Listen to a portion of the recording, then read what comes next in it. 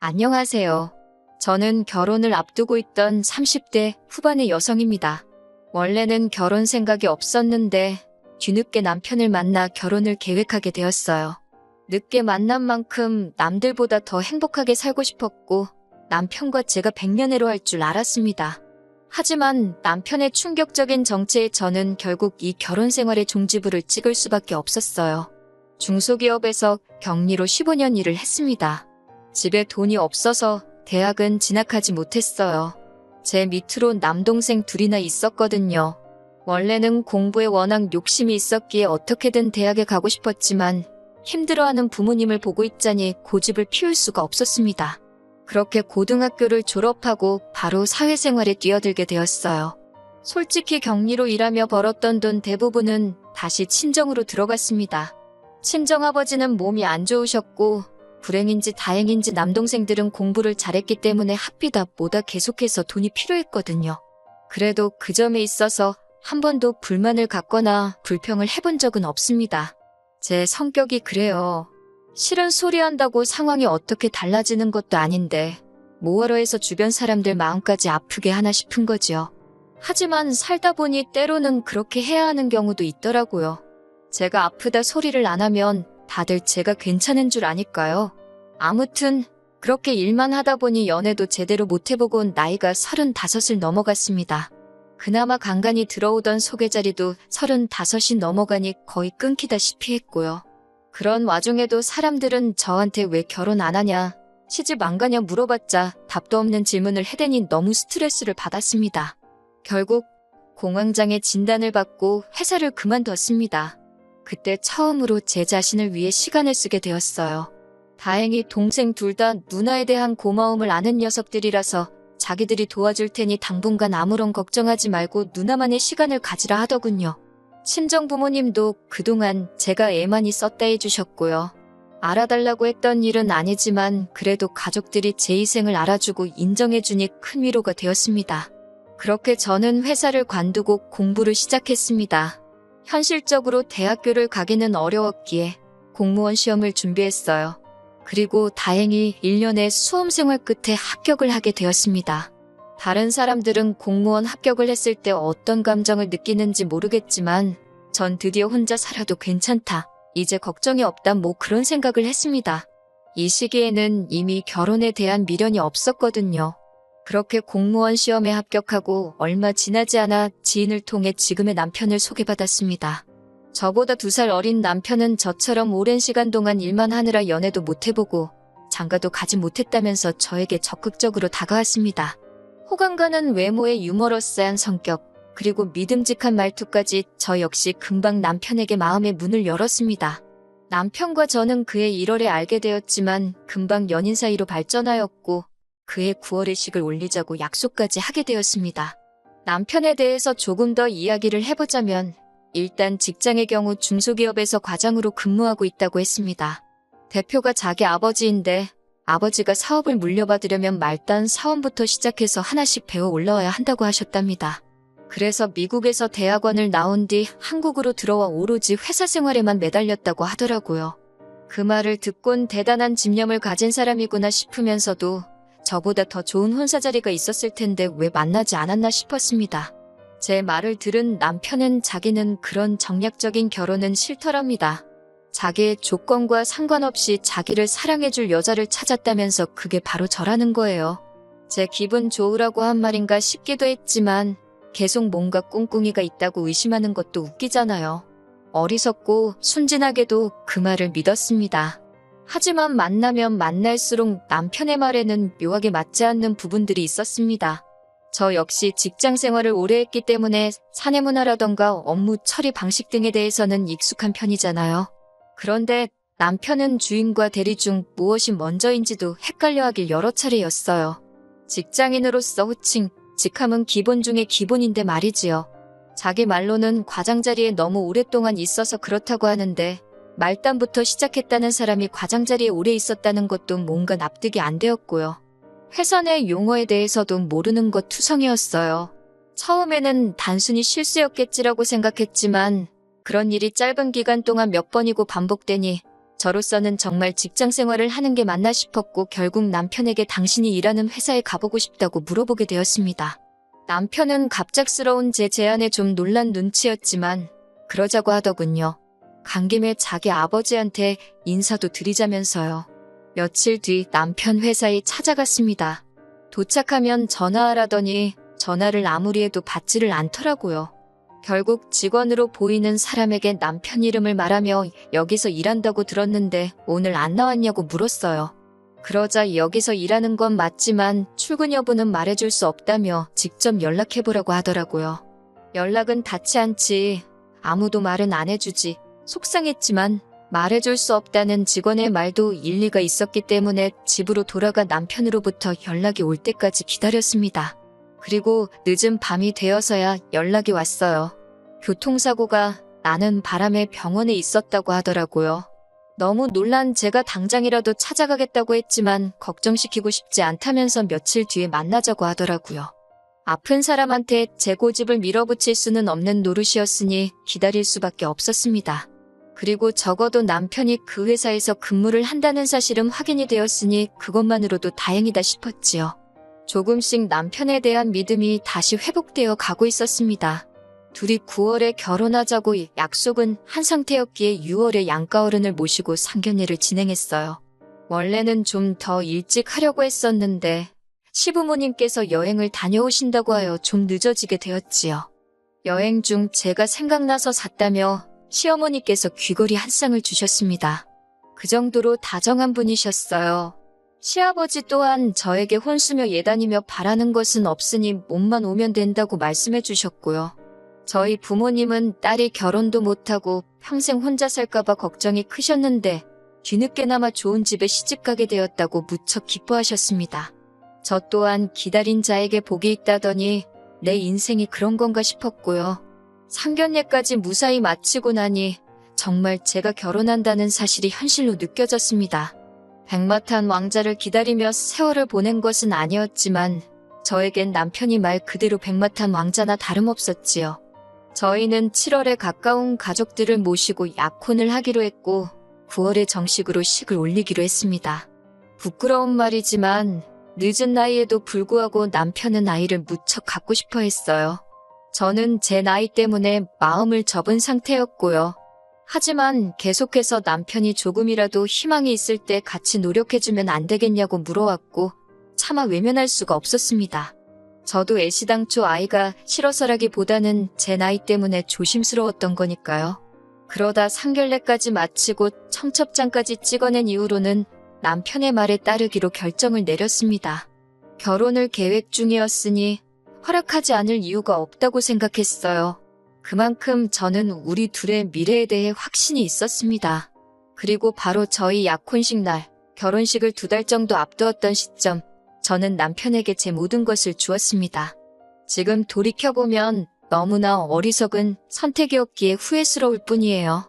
저희 가족과 시부모님, 그리고 각자의 가장 친한 친구까지 총 10명 정도의 사람이 모여 심플하게 약혼식을 치렀습니다.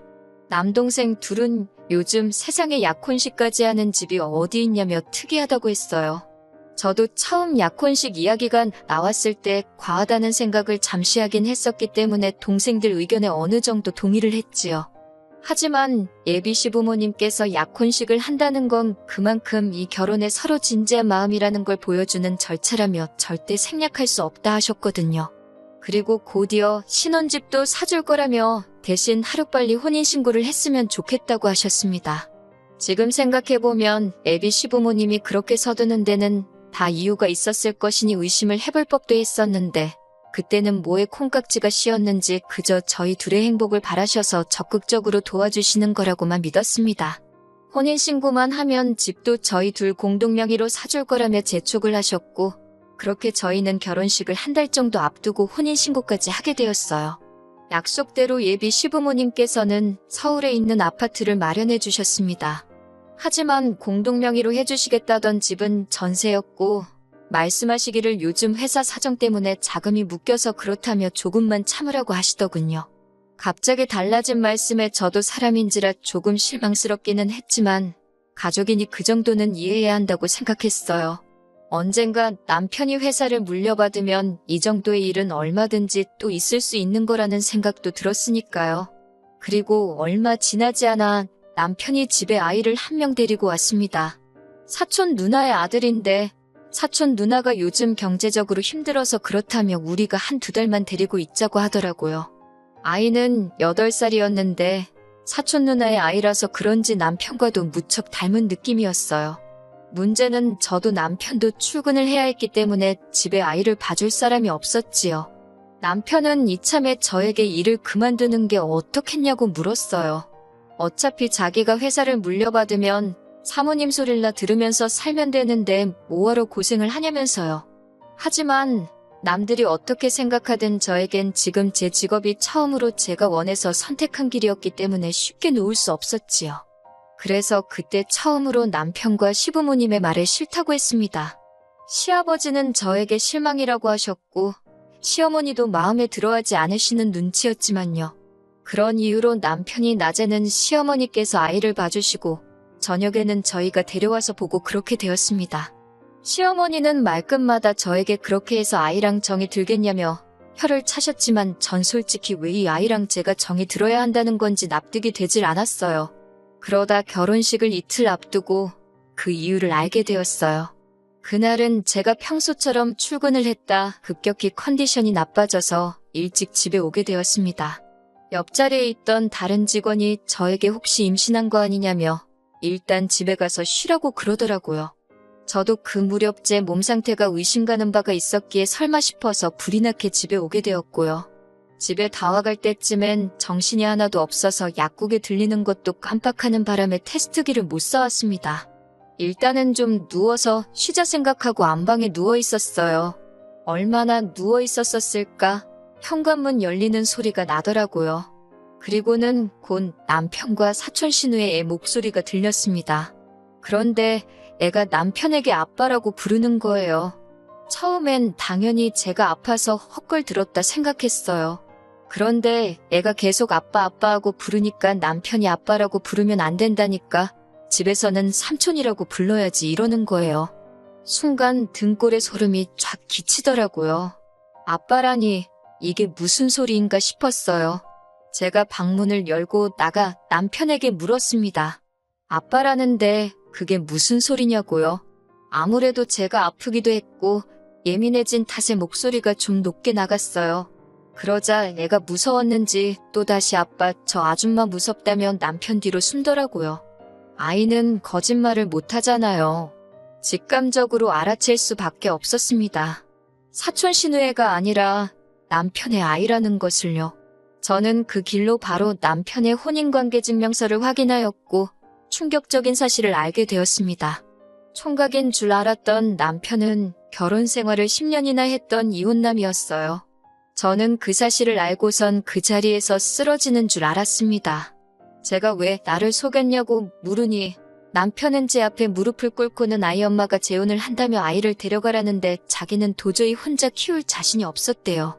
그런 와중에 저를 알게 되었는데 동생들을 위해서 그토록 오랫동안 헌신했다는 사실을 듣고선 그렇다면 자기 자식도 친자식처럼 키워줄 거란 믿음이 생겼다나요.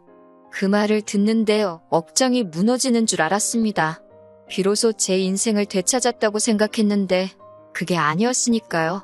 남편은 바로 시부모님에게 연락을 드렸고 한두 시간도 채 되지 않아서 시부모님이 집으로 찾아오셨습니다.